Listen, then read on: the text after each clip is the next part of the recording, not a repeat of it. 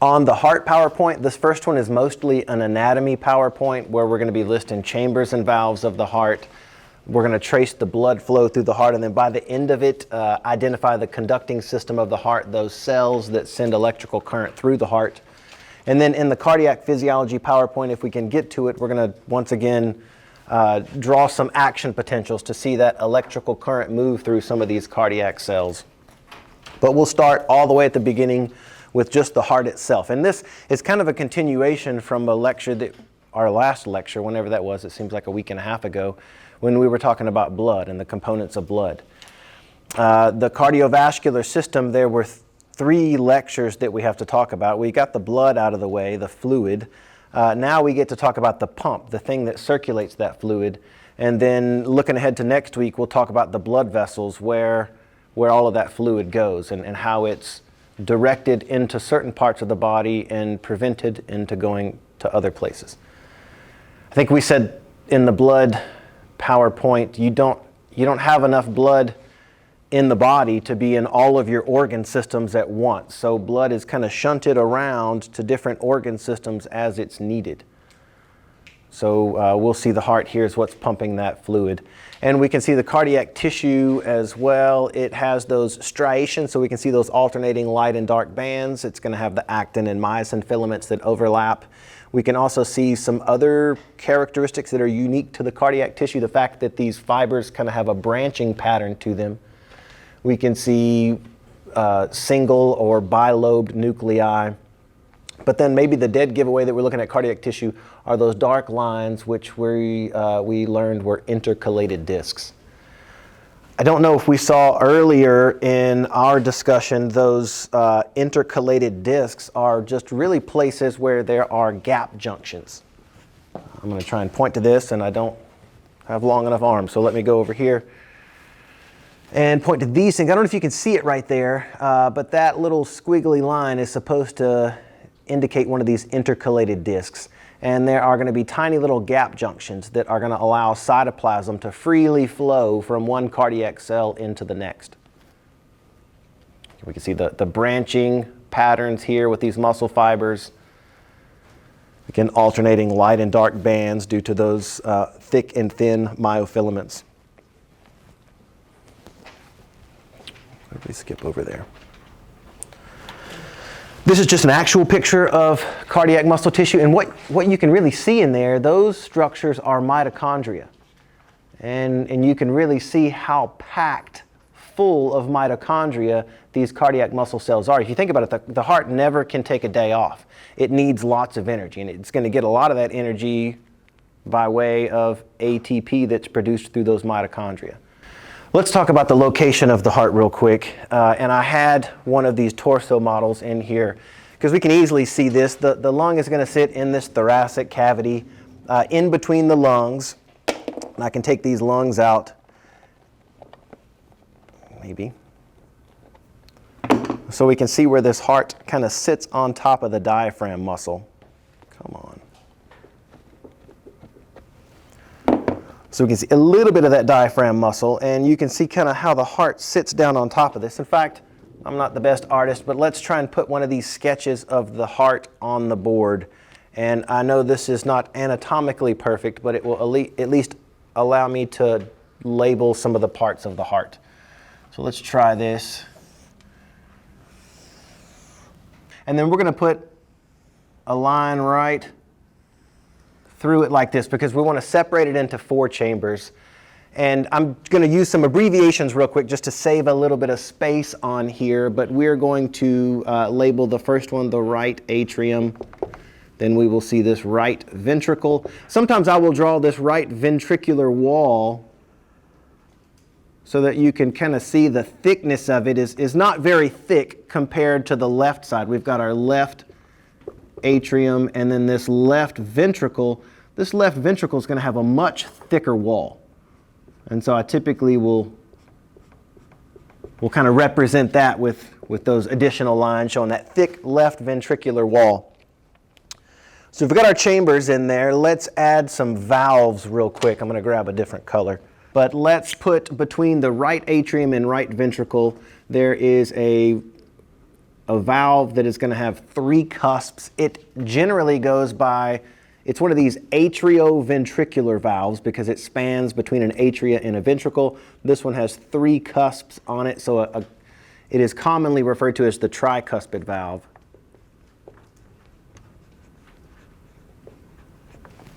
Then if we look over here between the left atria and the left ventricle, there's another one of those valves that typically has just 2 cusps to it, so we're going to label it the bicuspid valve.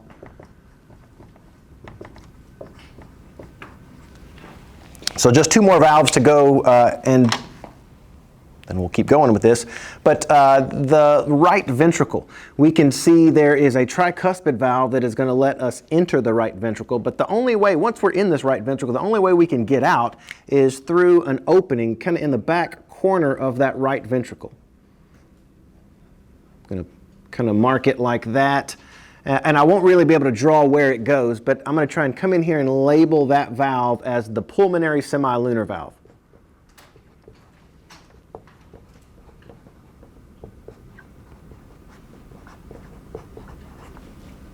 So we've got our pulmonary semilunar valve.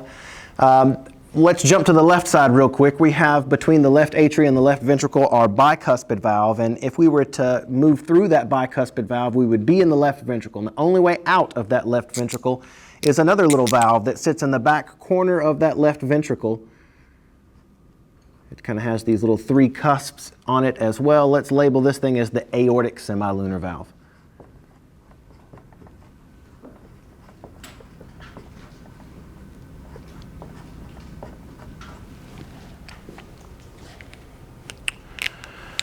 Okay, so we've got our chambers and our valves there.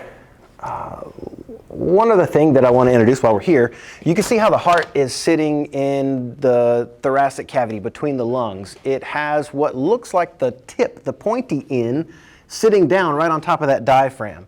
And that's why the heart is sometimes referred to as an upside down pyramid. So if we just take this pyramid here and we flip it upside down, we kind of have this upside down pyramid, and the base of this pyramid is now at the top. So we are going to refer to the base of the heart as this part up here where all the connecting parts are. All the blood vessels enter and exit the heart up there at the base.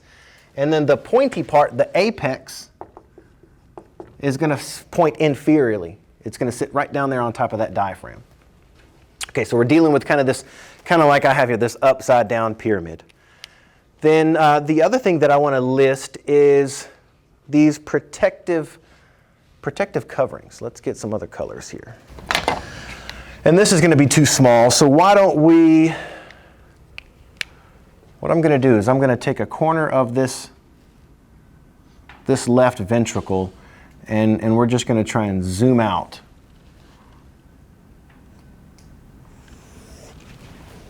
I don't know if I've given myself enough room there, but I'm going to pull that middle myocardium out, and let's just say that little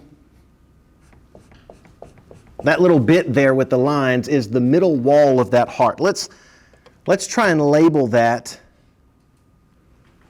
We're going to see the heart wall itself is going to have a lining of certain type of epithelial tissue that's going to line the chambers, and the wall of the heart actually has to its outside a protective layer of connective tissue just to the outside. Let's start labeling these things before we get too far away. The middle, this thick ventricular wall is going to be what we call myocardium.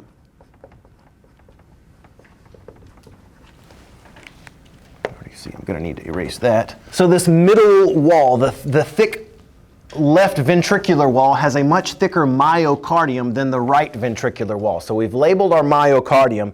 Just to the inside of that myocardium, what I'm drawing here in an orange color is the endocardium. This endocardium we're going to see is typically like a slip and slide. It's smooth, and so these blood vessels the chambers that are full of blood, that blood can just slip right through that endocardial wall. So myocardium is in the middle, endocardium is towards the inside. It lines the chambers themselves. So we could put each chamber here kind of being lined with an endocardium if we want. And just to the outside of the heart wall, there is going to be what's called an epicardium. So in blue, I'm labeling this as the epicardium. Now just to the outside of this epicardium, I'll need another color. I guess I'll just draw this in a purple color.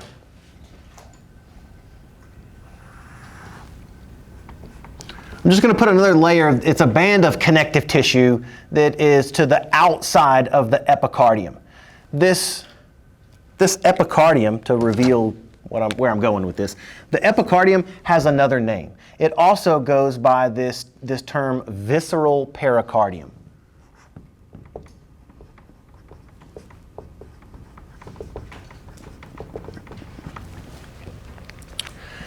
Visceral pericardium and epicardium, that outside wall of the heart, are the same thing. So whenever I grab one of these heart models and I touch the outside chambers of the heart, we're touching the epicardium. When we do our cardiac dissection, maybe on Tuesday, when you touch the outside part of the heart, you're touching this epicardium, which is the same thing as the visceral pericardium. I'm going to zoom out just a little bit. I feel like I need a little bit more space there.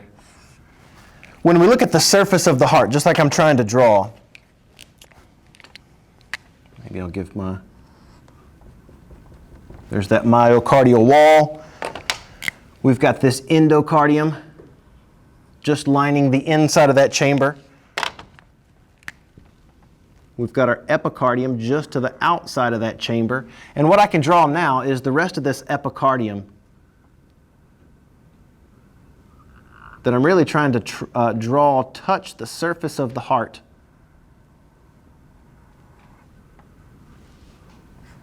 I'll just label that in a second. Visceral pericardium. Then the thing in the purple that I'm trying to draw is the other side of this serous membrane. It's like a balloon that wraps around the heart and cushions it. This outer side, the purple side, is going to be what we call the parietal pericardium.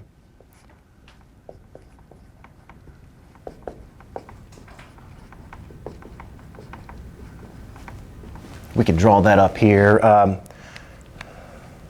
Let's label that. So the blue one we said was visceral pericardium.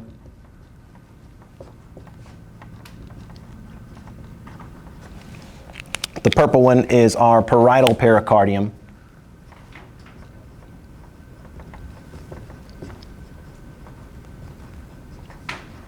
And on your lecture handout, it shows you that just to the outside of that parietal pericardium, I'll draw it in a brown color. There, this apex of the heart sits just on top of the diaphragm, and that diaphragm we're going to see has some fibrous connective tissue that comes up, and it basically protects the outside part of this heart. So this is the outermost wrapping, kind of drawing it as some thick fibrous tissue. So that outermost layer of connective tissue, we're going to call that the fibrous pericardium.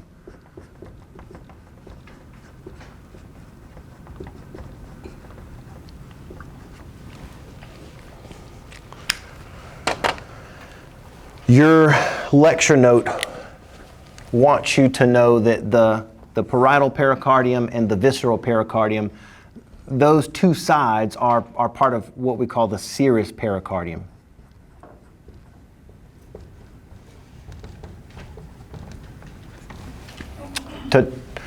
To draw that another way, I know I'm kind of running into the screen here. These two things, the parietal pericardium and visceral pericardium, together make up our serous membrane, or serous pericardium. I'll just abbreviate that, serous pericardium. So there are two parts to the serous pericardium. The outermost layer is what we call this parietal pericardium. The parietal pericardium, you can see, is closest to the fibrous pericardium. So that fibrous pericardium is just to the outside.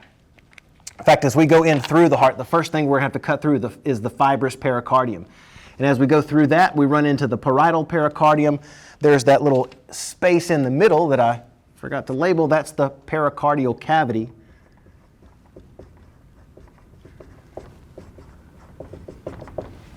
And then as you cross that pericardial cavity, you hit the surface of the heart, what we call the visceral pericardium or epicardium. Now we're in the middle of that heart wall, that myocardium, and then lining the chamber to the inside is what we call the endocardium.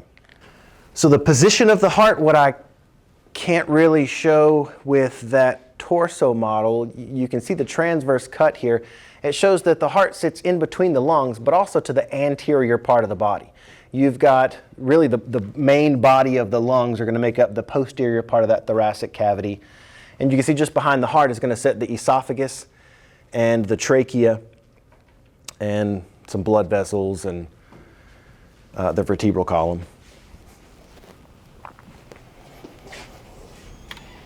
Here is an actual picture of a heart. We can see that outer fibrous pericardium that has been cut, and that has revealed what's underneath it, and that's this visceral pericardium, or epicardium, whatever we want to call it. Okay. And this used to just be the slide that we looked at, but instead I tried to take some time to draw this on the board. We're looking at just one chamber of the heart, and we know that inner chamber is going to be lined with this endocardium. You can see the thick middle myocardial wall. And then just to the outside of that myocardial wall, we can see our epicardium, or visceral pericardium. Then if we follow that visceral pericardium out, we can see the outer part of that wall that we call the parietal pericardium. And just to the outside of that parietal pericardium is the thick fibrous pericardium that does the protection of those delicate serous membrane layers.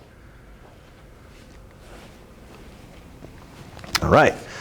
Now into some more anatomy stuff. This is just a picture that I like to show because it shows how those muscle fibers are connected from the atria down to the ventricles. And I think what's kind of unique is if you look at the apex part down here, you've got these cardiac fibers that kind of form this little knot. And what we will learn, I showed the picture of those gap junctions earlier, we're going to see electrical currents are going to just move like a wave through these cardiac muscle cells. They're going to start up here in the atria. It's going to start in the right atria. We're going to see this electrical current spread over to both atria, and then almost like when you see in the stadiums the people that do that wave, and the wave kind of goes around the stadium. This wave is going to start in the right atria, and then it's going to spread out to both the left and right atria. And that wave that I'm talking about in terms of cardiac physiology is going to be these muscles are contracting. So instead of people standing up and waving, it's a muscle contracting. So this contraction wave is going to start in the right atria. We're going to see with these conducting cells. We'll map that in a second. But what's interesting is this contraction wave is going to spread through both atria. It's going to force all the blood down to these ventricles. But once we see this wave of contraction move down into the ventricles, when it gets down there, it does this little twisty thing. And what's interesting about that, I think, is that it always correlates with something in real life. And if you've ever tried to, get water out of a dish towel, you can just wad this thing up and smash it and try and squeeze water out of it that way. But a more effective way is if you have this twisting motion to it. That ringing motion or that twisting motion is going to squeeze more water out of that towel. And that's also why when you see this ringing or this twisting motion at the apex of the heart, that's going to, instead of wringing water out of the dish towel, it's going to force more blood, pump more blood through the heart. It's more effective at pumping if it has this twisting motion. And those ventricles really have to send blood a long way. The left ventricle is going to be sending it further than the right ventricle. But that's what I wanted to point out with this slide, that ringing motion, that twistingness to those cardiac muscle fibers. Okay, now to some superficial landmarks. This is going to look very similar to the models that we have in lab. I'm probably partial to these models that have the doors that open where we can see the chambers and the valves. Right now, we can see just superficial structures on this heart. And let's just look through the lab list to see if there's anything we need to point off. We're going to talk about the chambers themselves, what I was calling the right atria and the right ventricle. But just looking from the outside, you can see this This is going to be the right atria, and this is the left atria. The atria from the outside view, they kind of have this little part of the atria that forms like a little shelf, or it basically covers the top of this coronary blood vessel. But this outer portion of the atria that kind of looks like a dog's ear or a pig ear, that's where it gets the name auricle. So you've got right auricle and left auricle. It just refers to the outside portion of those atria. If we flip, before we flip this thing over, you can also see the two ventricles down here. And this blood vessel is going to be the interventricular artery. It's going to split this right ventricle from the left ventricle. And you'll notice that the left ventricle is going to take up more room than the right ventricle because it's so much larger. This is just looking at the same superficial structures on the heart, but from the back side. If I go back and forth between there, one of the things we're going to see is the heart, it never takes a day off. It's constantly using multiple energy sources, and it's taking about 65% of the fresh oxygen out of the bloodstream. So it's got the highest demands in terms of oxygen from any of these organs. And it gets the freshest blood. We're going to see blood before it even ever makes its way up through this aortic arch. The blood that's going to go to the heart is going to make, even though we can't see it very well on this slide, we're going to see these coronary arteries that are going to branch right before they make their way up this aortic arch. And they're going to take the freshest blood right there to the left, right here to the right wall of the heart, or they're going to take it over here to the left wall of the heart. So these coronary arteries are going to be carrying the freshest blood. That fresh blood goes right there into the walls of the heart. The heart's always working and using through that oxygen, so quickly that blood is going to lose its oxygen, and it's up to these coronary veins to pick up all of this oxygen-poor blood. The reason I'm doing this is because now when we go to the next slide, all of these coronary veins are going to end up meeting up on the back side of the heart. We can get it over here. All these coronary veins are going to end up merging together to this large structure that we're going to call the coronary sinus. What we can't see is that this coronary sinus actually opens up and is going to carry all of this oxygen-poor blood into this right atria. So we will see three ways that oxygen-poor blood gets into this right atria. One way is through this inferior vena cava that we're looking at. This other blood vessel is the superior vena cava. And then the third way is the coronary sinus. So we have seen some superficial structures on the heart. I feel like we're about to get into some of the internal structures and see how blood flows through the heart. So as we start to cut open some of the parts of the heart, you can see this transverse cut reveals how much thicker that left ventricular wall is compared to the right ventricular wall. Again, the right ventricular wall is just pumping blood to the lungs that are right there next to the heart. This left ventricle is going to have to send blood all over the body, above the heart, below the heart. There is a lot of detail on this picture, but there is a image that's similar to this in your lecture handout. And a lot of those the image that's in your lecture handout, I put onto D2L. And there's a lot of questions where you just have to label the different parts. So it will help remind us of the major chambers and the valves that we have to know as we go through here. I'm going to point these things out as if I were a red blood cell moving through the heart. And we're going to cross off the chambers and the valves as we go.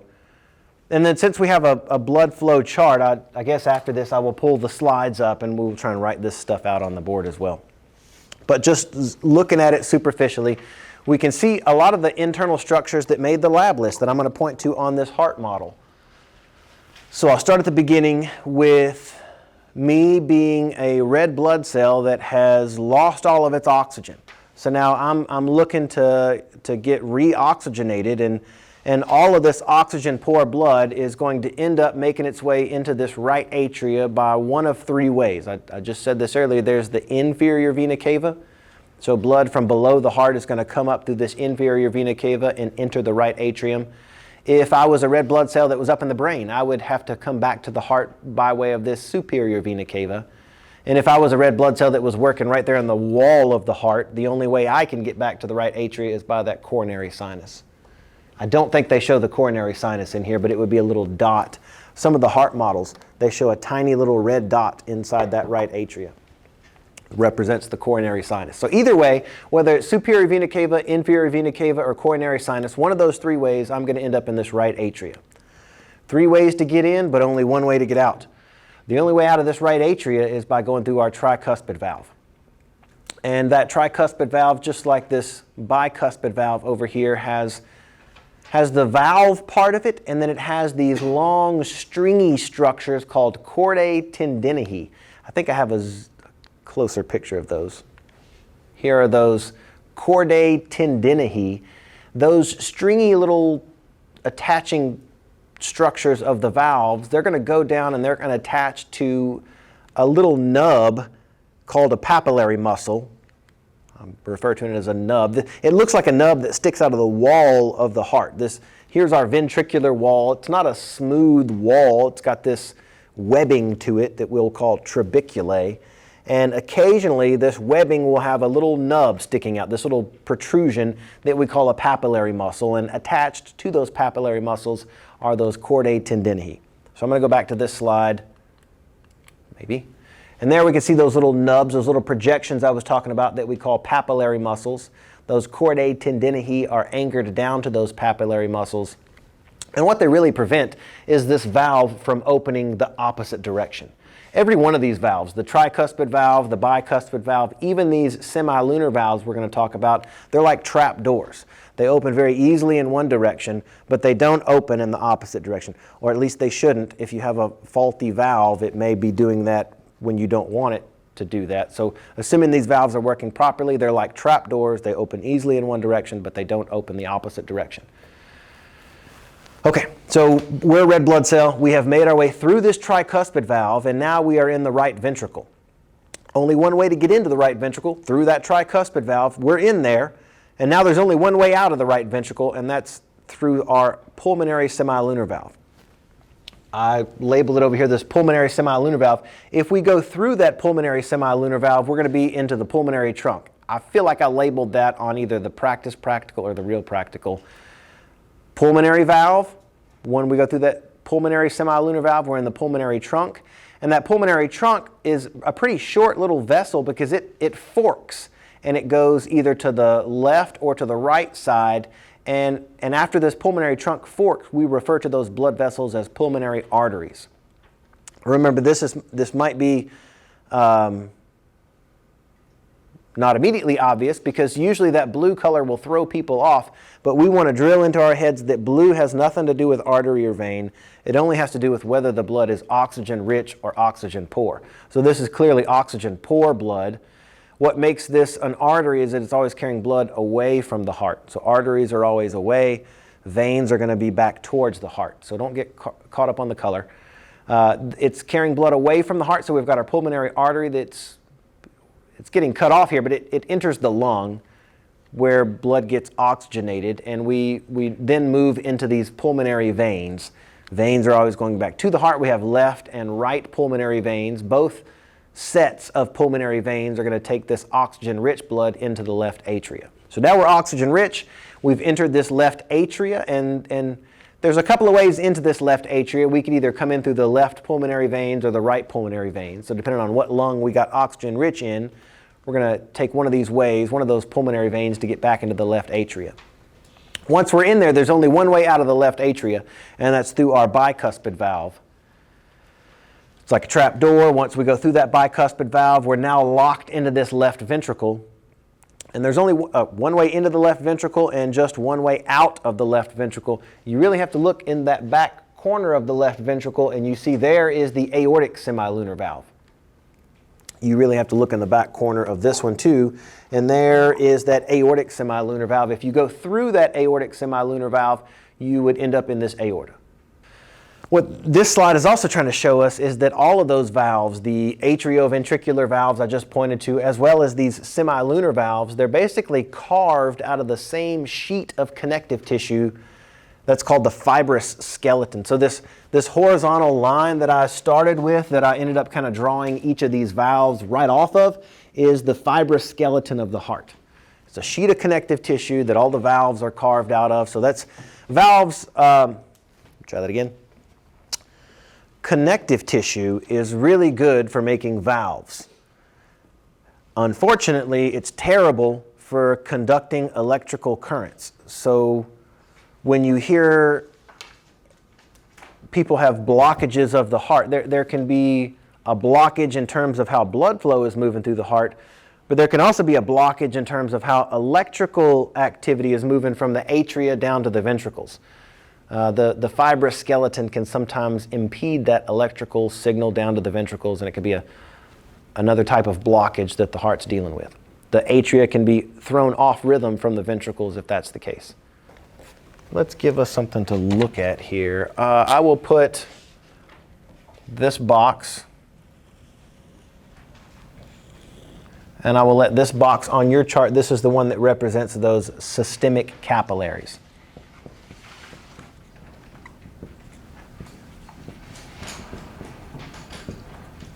Systemic capillaries are the ones that are just all over the body.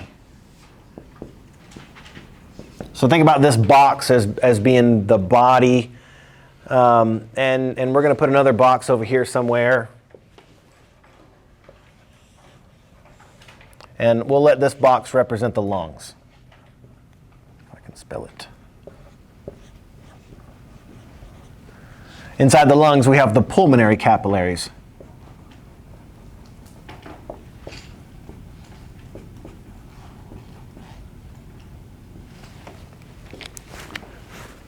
If I was thinking and color coordinating everything like I should be doing, I will typically draw capillaries in a purple color. Because capillaries is where gas exchange and nutrient exchange is taking place. Let's start over here where we're close. So if we are in one of those systemic capillaries, that could be somewhere above the heart. So if we are in one of these systemic capillaries in the upper body, then all of this oxygen poor blood is going to be entering a blood vessel called the superior vena cava.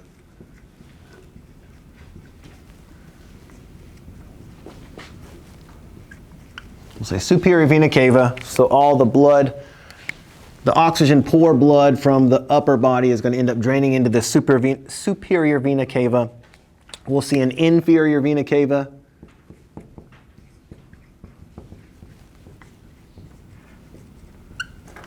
Which is where all of the blood, the oxygen poor blood from the lower body is going to get back into the heart. So I'll just put lower body.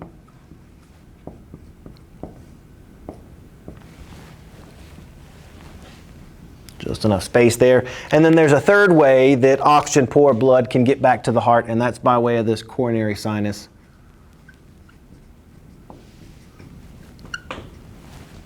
And we said the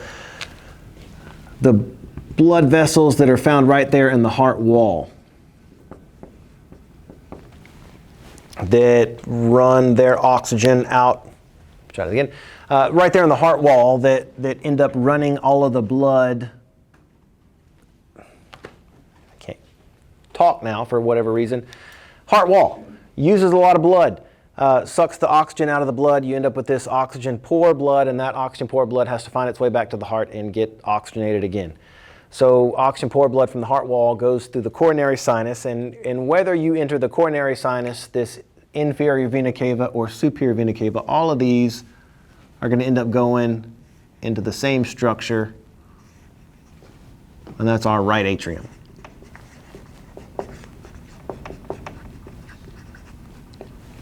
So we've got three ways to get into that right atrium. But like we said, once we're in the right atrium, there's only one way out, and that's going to be through our tricuspid valve.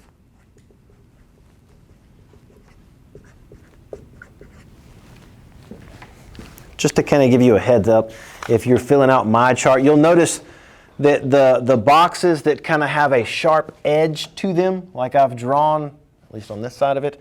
Those are where the chambers are, like the right atria. And then just to the right of that, I kind of have a box that has soft edges on it. That's where I was giving you a space to write the name of the valve. So you'll notice the right atria leads into a little box with soft corners on it that you can put the tricuspid valve. Once you go through that tricuspid valve, we know that you're going to end up in the right ventricle.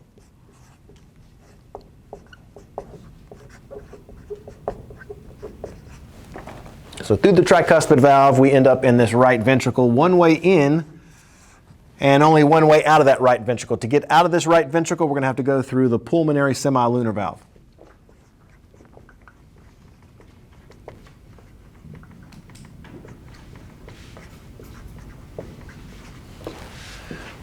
That pulmonary semilunar valve, we had that just on the board a second ago. If we go through that pulmonary semilunar valve, we're automatically in the pulmonary trunk.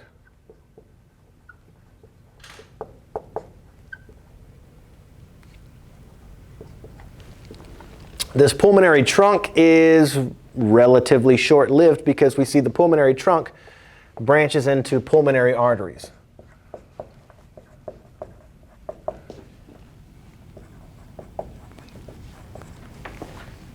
Pulmonary arteries are going to enter the lungs where they become pulmonary capillaries. We can see the gas exchange is taking place here. So pulmonary capillaries are starting to pick up that oxygen and turn that purple color. Pulmonary capillaries, if we follow where these go, they're going to fill, that blood is going to end up draining into pulmonary veins.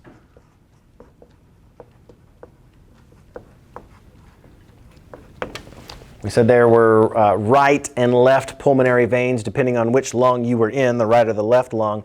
But either way, no matter which pulmonary vein you travel through, each of those pulmonary veins are going to end up taking you back to the left atria.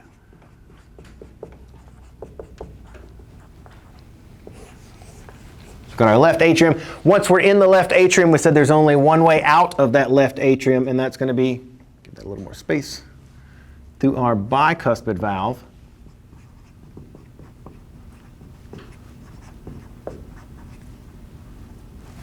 So that bicuspid valve takes us right into the left ventricle.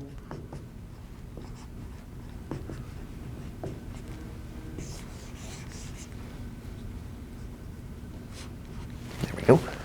Once we're in that left ventricle, we said there's only one way in, that bicuspid valve, and there's only one way out of that left ventricle. That's going to be through our aortic semilunar valve.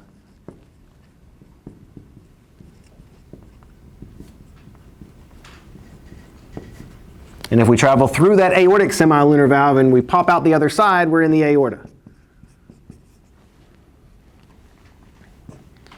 So we'll see this large aorta end up branching in a bunch of different ways all over the body. In fact, that's going to be next week's lecture. When we talk about blood vessels, we're going to see where the aorta branches and delivers fresh blood to the different parts of the body. And then we'll see the veins that have to drain blood away from those systemic capillaries and carry that oxygen-poor blood back to the heart. So no matter where it's at in the body, it's going to end up coming back to that right atria and cycle on through. Was that clear enough that you can fill out your flow chart? Okay. Then let's catch back up with some slides.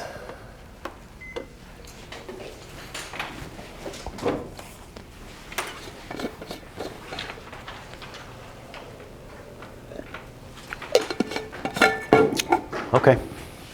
Everything so far has been anatomy. It's been kind of labeling stuff. So hopefully we're still doing all right. Just a couple more anatomy slides and then we will maybe introduce some physiology stuff. Come on.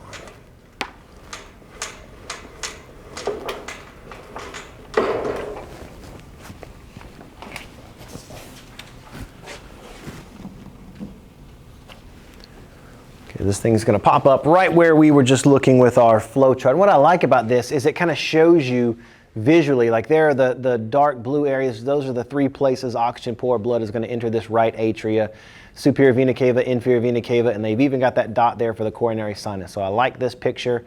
It shows the right atrium highlighted. We know the three ways that blood could have just entered there. But once you're in that right atria, there's only one way out.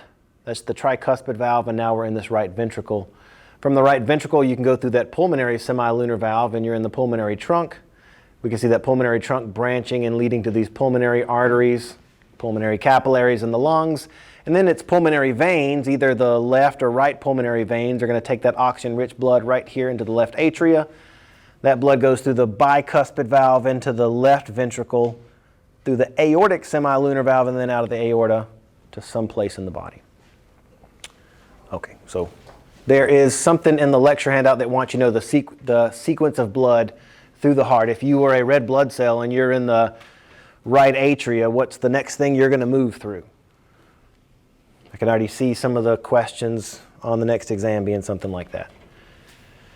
What I like about these slides is it has removed some of that auricle, that little protrusion of the outside part of the atria that was blocking part of the aorta. And you can see now that that's kind of been removed, at least in this slide, you can see those coronary blood vessels that I was talking about that carry the freshest blood, the most oxygen-rich blood. It's not even made its way up into the aorta yet, and it's being pushed out here into either the right wall of the heart by way of the right coronary artery, or the left wall of the heart is going to be nourished by this left coronary artery. But you'll notice that left coronary artery is very short. It's almost like the pulmonary trunk, where it's a short vessel that branches again, and then it gets given a second name.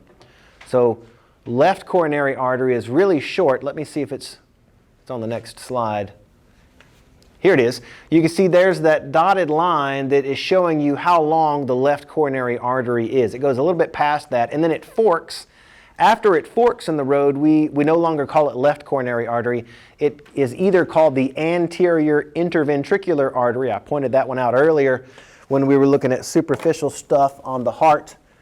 You can even see that anterior interventricular artery looking at the anterior part of the heart model. But the other branch of that is called the Circumflex Artery, and it ends up wrapping around that left ventricular wall. So the left ventricular wall does a lot of work, so it's important to get blood flow to that area. Okay. Next thing, I was just talking about the circumflex artery taking fresh blood all the way around to the back side of that ventricle. Sometimes these blood vessels are referred to as widowmakers if they get blocked, because the left ventricle is not pumping blood, the whole body is not getting blood. Okay, so anyway, these arteries take fresh blood out to the walls of the heart, and like I said, that fresh blood is going to lose its oxygen and have to get back to the heart somehow, and that's the job of all of these cardiac veins. We don't have on our lab list all the different cardiac veins that we have to know, so we are just collectively referring to them as the cardiac veins. All of these cardiac veins are going to end up merging together, kind of like smaller creeks that drain into a larger river. The largest river there is going to be what we call the coronary sinus. It collects all of that oxygen-poor blood and dumps it into that right atria.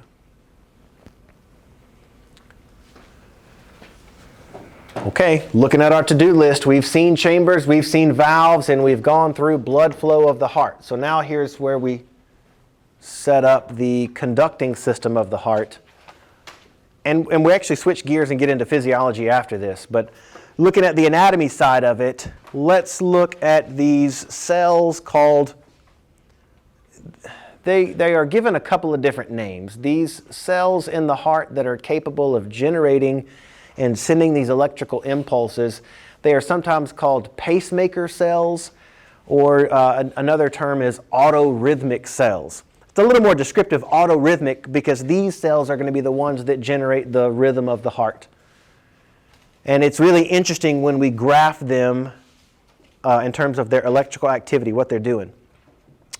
They're not very numerous. These make up less than 1% of the cells in the heart. Over 99% of the cells are going to be these muscle cells, those cardiac cells that are actually doing the contraction. We will graph those too.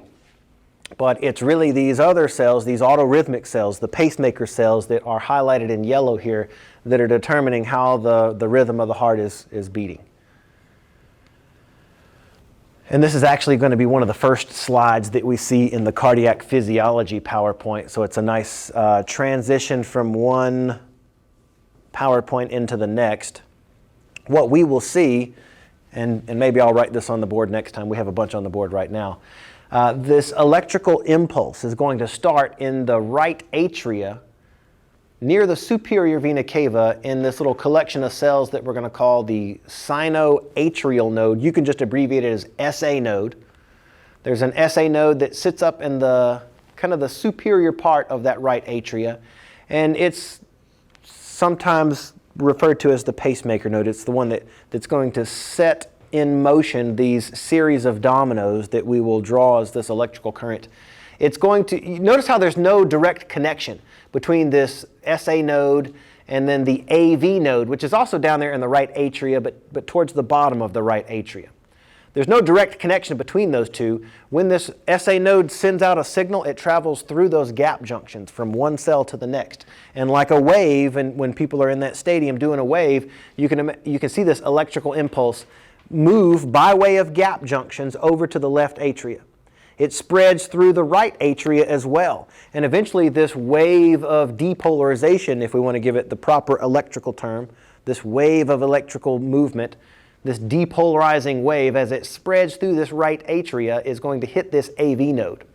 That AV node, when it gets hit with this electrical signal, sends the signal through this little dense patch that we call the AV bundle. The AV bundle is important because that bundle is what has to sneak this electrical activity from the atria down to the ventricles.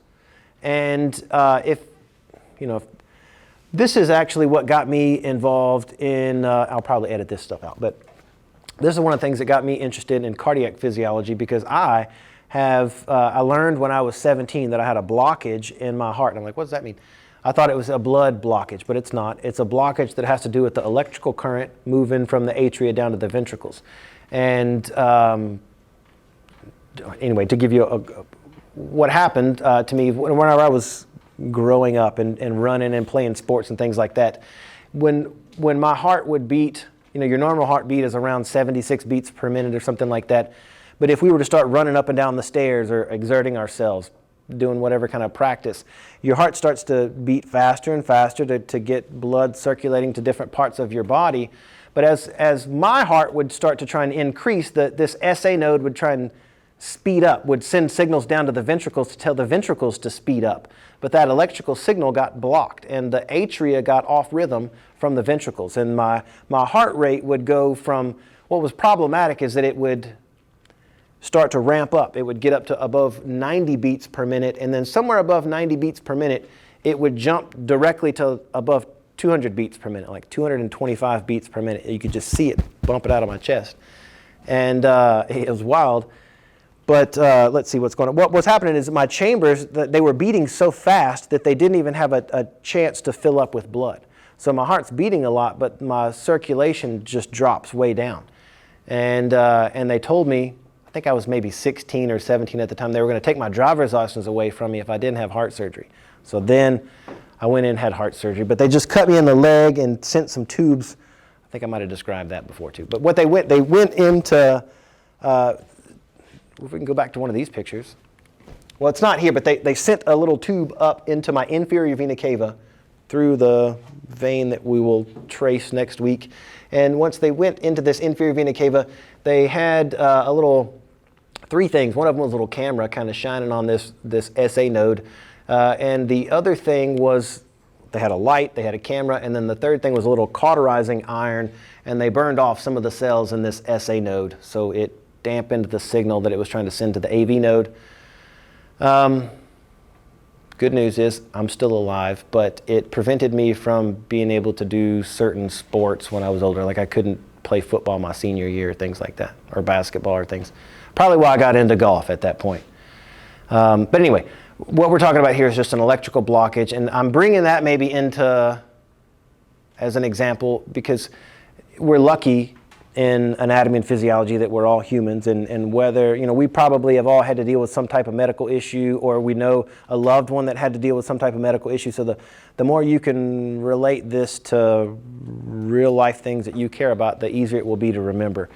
So instantly after I had heart surgery, it was very easy for me to remember stuff about cardiac physiology because there was the personal connection. Anyway. I have a question. Yes, sorry. Can you circle the AV bundle with the pointer? AV bundle. That AV bundle is what has to sneak this electrical activity from the atria down into the ventricles. Once we get past that, and really what it's sneaking through is that fibrous skeleton that I pointed out earlier, that all those valves were carved out of. I'm pointing to the right spot. So once that electrical activity sneaks through that fibrous skeleton, it's down here in the ventricles, and it will hit what we call these left and right bundle branches. So now that, they're home free, they've made it through that little fibrous skeleton that all the valves were carved out of, and this electrical activity hits the apex and then makes its way back up the heart, or the walls of the heart, I should say.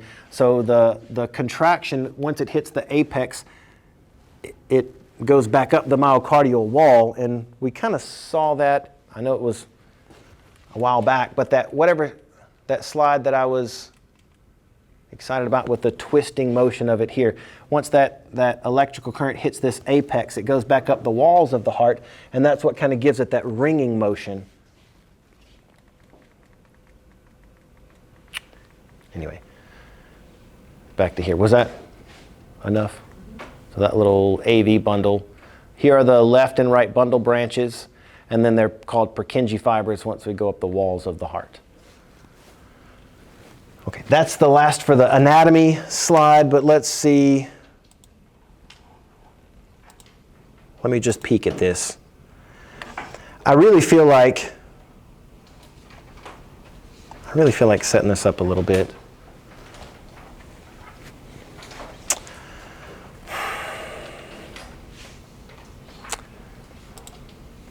How are we feeling? I'll ask the group. We need to look at the lab stuff. We need to find the chambers and the valves on the heart, which I feel like we saw a lot of the chambers and the valves already. The other thing we have to do is go through the exam and practical.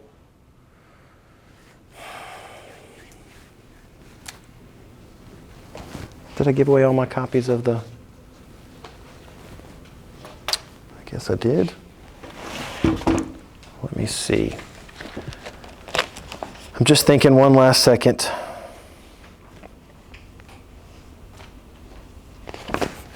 Well, it might be irrelevant what I want to do. How are y'all feeling? I know we had an exam last time. You might be waiting to get into the lab and look at stuff on the heart. We did lose a day, so that's why I was prepared to get into cardiac physiology stuff. Do y'all feel like you want to go more in lecture, or do you need a little break to stretch your legs? Can we get a vote on that? I could do more lecture. She's throwing everybody under the boat there. I don't know. Are we okay with a little more lecture? Are you okay with one layer of this stuff? Okay. Then that's going to take away from a little bit of the looking at models in the lab, but that might be okay because we did see some of the chambers and the valves on these things last time. I remember one of the stations I had some of those things pinned. Okay. I'm going to jump into this real quick. And I think what is helpful about this is that it is going to help.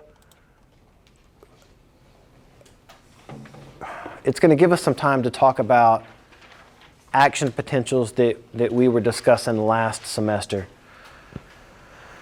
Last semester it was all about neurons. We didn't get into any cardiac cells that could send their own electrical currents. So this is a little bit wild. The only other time we were drawing electrical activity, we were talking about neurons.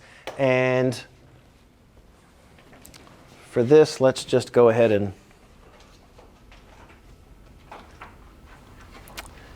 this is where we are going. We've seen cardiac tissue.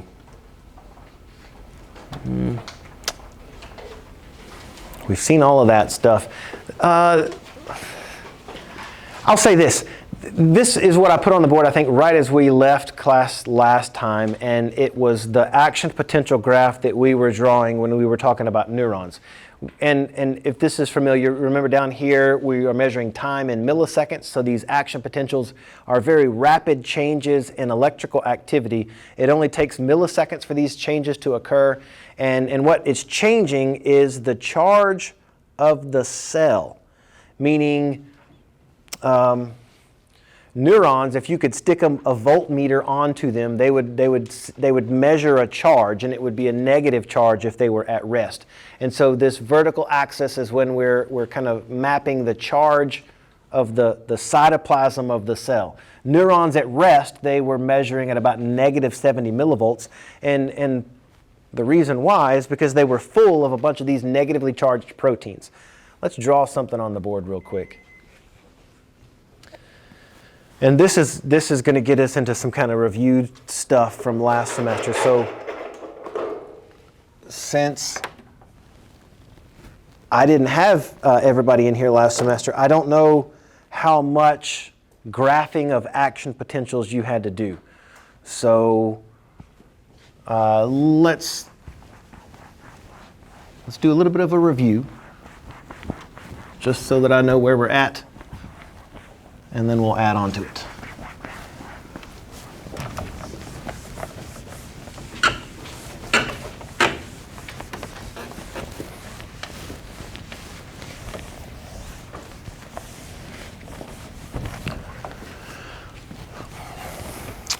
Okay. I will start different color. We'll start with this color. I'm just going to draw a random cell here and let this represent a neuron. When we were talking about neurons, we said there's the plasma membrane itself.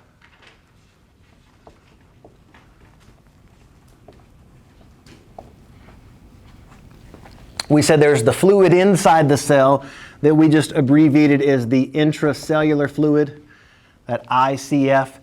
And then outside of the cell, there's fluid outside of the cell that we call the extracellular fluid, or ECF, and that plasma membrane separates the two.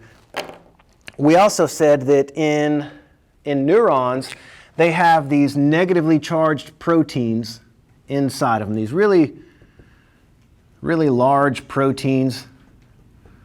You don't see any of these large proteins in the extracellular fluid. They're just inside the cell. These are proteins made by the cell, and they're carrying around all of these negative charges. There's none of those proteins outside of the cell. Outside of the cell, we will see there was lots of sodium ions. I won't draw all of them, but we can say there's plenty of sodium ions outside of the cell, and not very many sodium ions inside the cell. We might see a little bit of them inside the cell. Versus potassium, there's going to be lots of potassium inside the cell,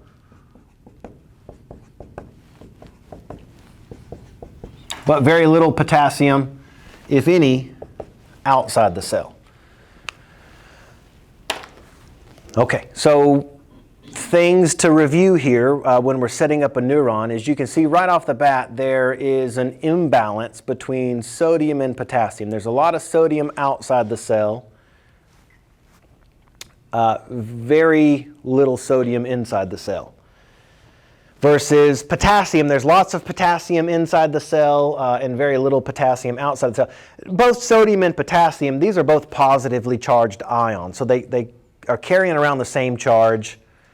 What's really responsible for the fluid of this cell being so negatively charged at rest is due to all of those negatively charged proteins.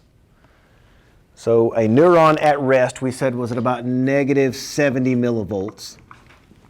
And we were graphing that when a cell takes on a bunch of positive charges, we introduced several different channels. I'll put those up as well. There was one of these things that we spent some time talking about. We referred to it as our sodium-potassium pump.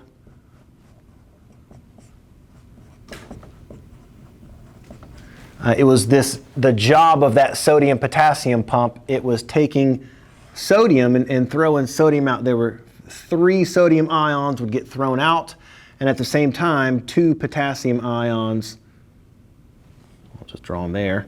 2 potassium ions get thrown in. So as long as that sodium-potassium pump is working, it's what is creating this imbalance with lots of sodium outside, very little sodium inside, and lots of potassium inside. That's one of those ions that we talked about. We talked about voltage-gated sodium channels that were present on these cells.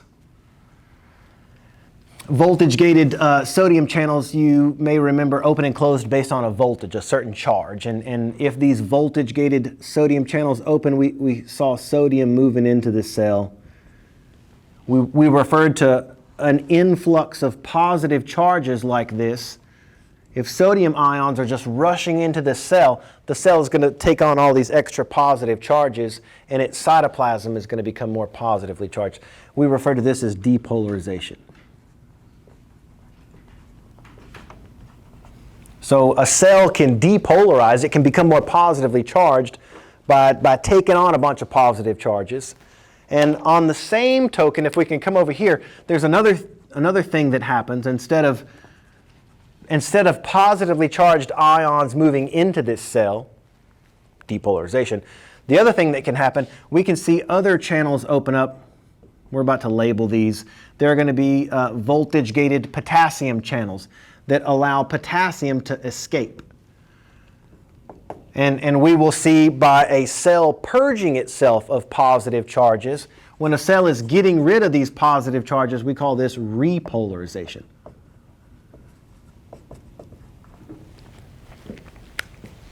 And the thing that I guess I can say that's different about cardiac physiology, in neurons we said there was a depolarization, a repolarization, and sometimes a hyperpolarization. In these cardiac cells, there will be no hyperpolarization. It's either going to be depolarization, the cell is taking on positive charges, or repolarization, where the cell is losing positive charges. So maybe, if anything, remember that. Depolarization, taking on positive charges. Repolarization is getting rid of those positive charges. How are we doing so far? Depolarization, repolarization, as long as that is ringing some bells, then let's put our first action potential up on the board. Is it okay if I erase this stuff?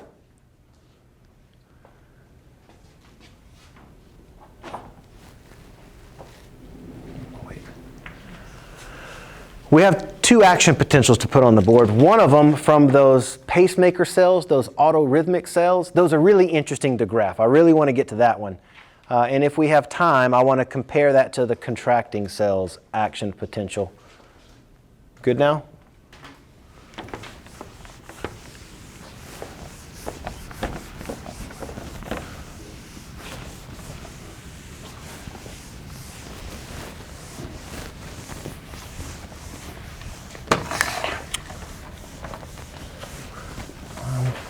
What's good about this is it's going to let us list some of these channels. I was just kind of drawing some of these channels that are specific to letting particular ions cross, like sodium or potassium.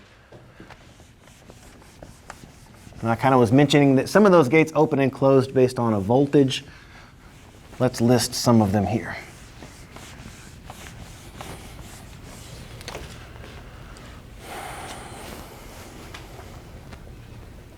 Let me get some colors. This one. Okay.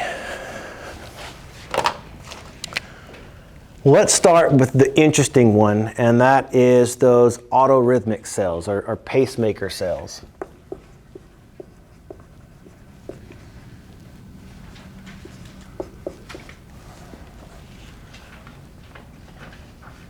We'll just say pacemaker cell activity.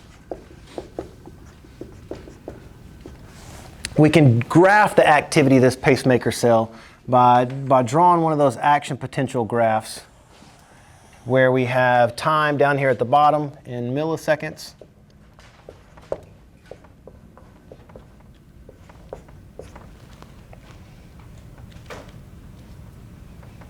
Let's say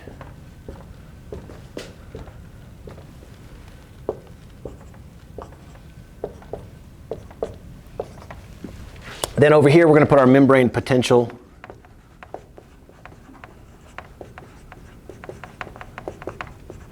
And this is always measured in millivolts. And the numbers in terms of membrane potential are going to be different for cardiac cells than they were for neurons. And what we will see, let's start off by putting a dotted line in here that's going to represent our threshold value. It's been a while since I've drawn this thing, so let's see how well I do. Threshold value for these pacemaker cells is actually at negative 40 millivolts.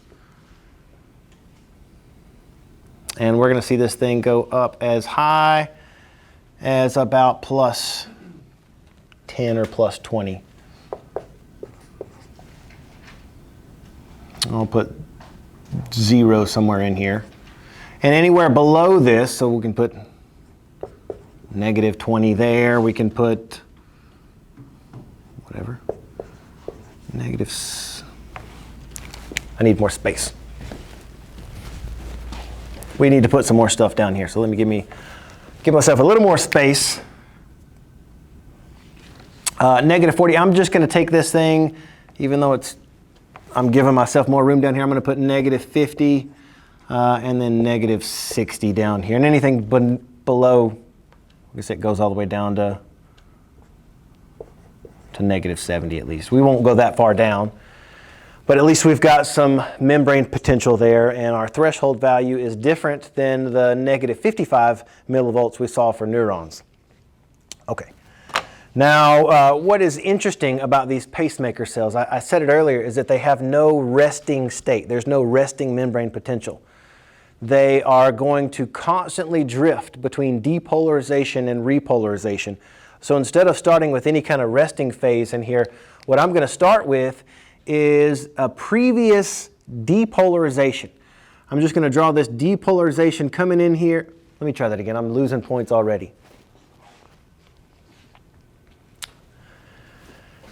I'm drawing this line go down. That's obviously a repolarization. So now, with that fixed, I'm going to start with the end of the previous repolarization. So we have a cell that is repolarizing. It's becoming more and more negatively charged, and it's going to keep repolarizing until it hits negative 60. There's something interesting that happens at negative 60. It turns out, let's put that a little mark here. Negative 60 millivolts is going to be the value that causes a particular ion channel to open up. We're going to call these things, sometimes they're abbreviated as an IF, or this just stands for funny channel. There is a funny channel. Let's list these things over here. So we have funny channels. It's not that they tell jokes or anything. What is funny about these channels is that they open in response to a negative charge.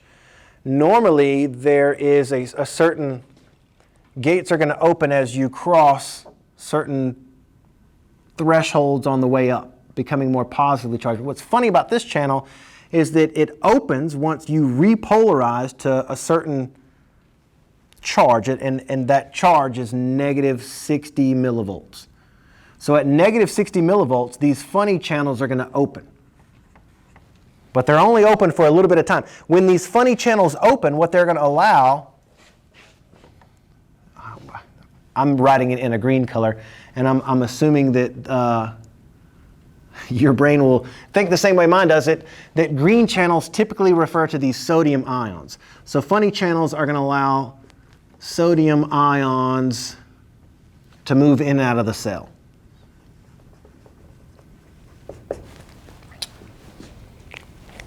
I will be specific here and say sodium ion influx.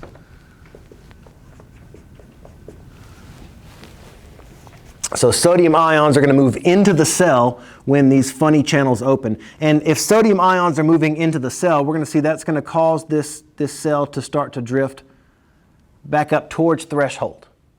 So it goes from negative 60 Now it's taken on a bunch of positive charges. So this is telling us that sodium ions are moving into the cell.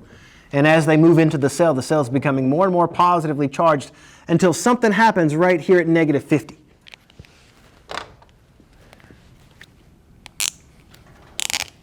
Another color here. At negative 50 millivolts, we're going to see two things happen. The first thing is the funny channels are going to close. So funny channels are going to be open from negative 60 to negative 50 millivolts. That's what's unique about those funny channels. Once we are at negative 60 millivolts, they are open. Sodium rushes into the cell until we hit negative 50 millivolts, and then those funny channels are going to close, and the next type of channel is going to open up and take us all the way up to threshold. This channel is going to be what we call a T-type calcium channel.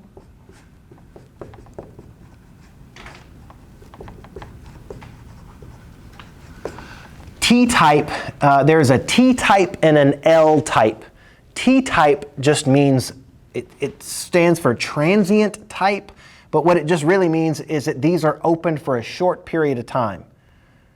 Temporary, think that. We will see in just a second longer lasting calcium channels, and we're going to call those L-type calcium ion channels. I was hoping those were a different enough color. But T-type calcium channels are going to be open from negative 50 to negative 40 millivolts. So from negative 50 all the way up until we hit threshold here at negative 40, these T-type calcium ion channels are open. And as long as they're open, calcium ion is moving into the cell. Put that in here. So during this little period, T-type calcium channels are open, calcium is flooding into that cell, and as it's taking on more and more of those positively charged calcium ions, this cell finally hits threshold. Like always, something happens in terms of a voltage gate when we cross threshold, and that's where those L-type calcium channels are going to open. So they see these open at negative 40 millivolts all the way to whenever the cell becomes positively charged. So plus 10 or plus 20 millivolts. I'll say plus 10 millivolts. Anywhere in that positive range, that's going to cause these L-type calcium channels to close. So this is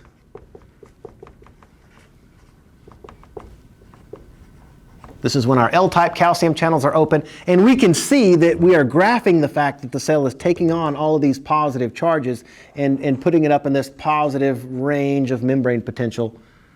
So calcium ions are still moving into the cell.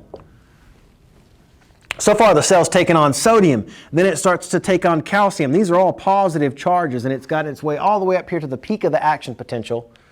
At plus 10 or plus 20 millivolts, those T-type calcium channels close, and the only other one that we talk about, our voltage-gated potassium channel.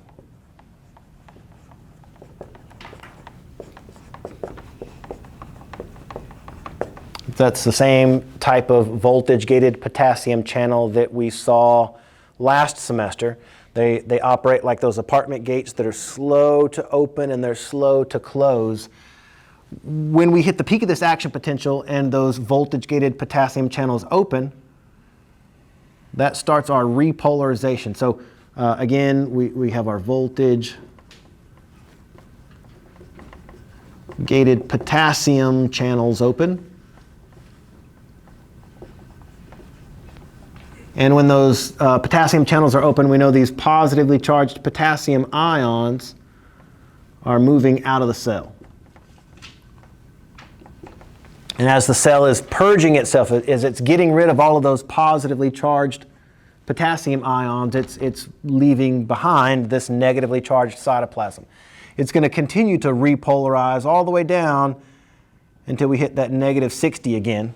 And it never is at rest. Like we said, as soon as it hits negative 60, that's the trigger for those funny channels to open up. We need to know that funny channels operate from negative 60 up to negative 50, and then it's the job of those T-type calcium channels to take us from negative 50 up to threshold. Then we'll need to know that it's the L-type calcium channels that take us from negative 40 up to plus 10 or plus 20.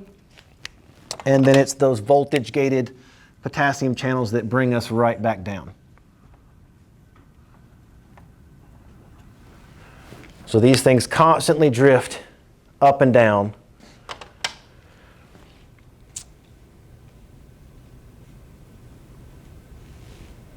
Didn't leave out any of the channels.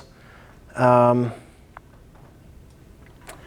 want to say something with slides before I graph the contracting cells. And I guess what I'm about to say is, we had mentioned last semester how just to connect some dots from last semester, we said the sympathetic nervous system, one of the things that it can do is it can increase heart rate. It can cause your heart to beat more frequently and also more forcefully. We said the parasympathetic nervous system does the opposite. It causes the heart to beat more slowly. And I'm about to mess this drawing up, so if you want to get a picture of it, now would be a good time. Or I'll try not to mess it up all the way. What I was about to say is the sympathetic nervous system and the parasympathetic nervous system, when they are adjusting how fast the heart rate, beats, heart rate, they're affecting this part of the graph. They're affecting funny channels and T-type calcium channels. And by inhibiting T-type and funny channels, it's going to inhibit how much sodium or calcium these cells take on. Let's see this with graphs instead of me using my hands there. I think these slides will make more sense now that we got a chance to set that diagram up. So the first slide that you see that shows us something about the activity of these pacemaker cells or these autorhythmic cells is kind of a simple diagram that we've started here. We can see that there is no resting state at all in these autorhythmic cells. They repolarize, and one repolarization leads directly into the next depolarization. So depolarization, all these positive charges are coming in, and then repolarization, all of those positive charges are leaving the cell. So we drift in and out of depolarizations and repolarizations. To see the details of what's going on here, well, let's do that. Here's the slide that has the details on it. We just put these up on the board, so it should be a little easier to understand. And some of these markings are not immediately obvious, so I thought I could try and walk us through this. So right here at negative 60, we know that this is when those funny channels open and those potassium channels, the voltage-gated potassium channels, close. So the large P right there just is trying to indicate the permeability. You can see at negative 60, the permeability of sodium ions increases, and that's because those funny channels have opened up. So sodium ion is now going to be able to move into the cell, and you can see the permeability of potassium ions quickly drops when we hit negative 60, because we know at negative 60 that voltage-gated potassium channel closes, so no more potassium can come in. The potassium permeability shut off. But the permeability of sodium is now really high. So from negative 60 to negative 50, that sodium ion rushes into the cell. But something happens at negative 50. We can see the permeability of sodium drops off, and that's because we know those funny channels close at negative 50. So permeability of sodium is no longer possible. But the permeability of calcium ions is really high. It's through the roof because those T-type calcium channels are open. So calcium, that's a positively charged ion, and calcium moving into the cell is also going to drift us up closer to threshold. So sodium ions get us half the way there. Potassium, try that again. Sodium ions get us half the way there. Calcium ions take us the rest of the way up to threshold. Then we can see once we hit threshold, the permeability of calcium ions through T-type calcium channels drops off because those T-type channels close, but the L-type calcium channels open. So permeability of calcium still is really high all the way up until we hit the positive ranges. As soon as we move into the positive ranges, that's going to be the signal for the L-type calcium channels to close. So permeability of calcium is shut off, but the permeability of potassium ions is now really high because we know those voltage-gated potassium channels are now open. So during the repolarization, this is when potassium ions are moving out of the cell all the way until, once again, we hit negative 60 millivolts. So showing it in another way over here, from negative 60 to negative 50 is when sodium ions move in. From negative 50 to negative 40 is when calcium ions move in. And then even from negative 40 all the way up to the plus membrane potential, still calcium ions are coming in just through a different calcium channel. And then repolarization is still accomplished with potassium ions leaving the cell. Okay, so there's the detail of that. Let me go to the slide that I just skipped over, and that's this one. I tried to highlight this part of the graph because this part of the graph below threshold is what is known as pacemaker potential. In fact, I'll label that real quick.